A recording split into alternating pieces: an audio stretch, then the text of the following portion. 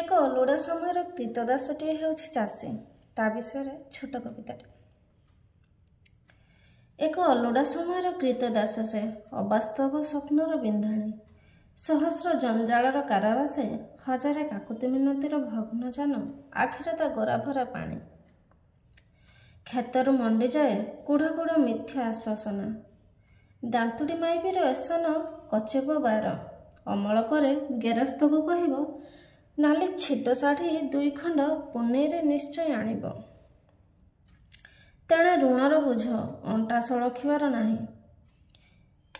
ହାଡ଼ୁଆ ମରଦଟା କେତେ ସମ୍ଭାଳିବ, ସରି ସରି ଯାଉଛି ଅଭିଳାଷ। ମନଟା କୀଟଦ୍ରଂଷ୍ଟ ପରି ଝାଉଁଳି ପଡ଼ୁଛି, ଏକା ଏକା ନିଜକୁ କେତେ ବୁଝେଇବ।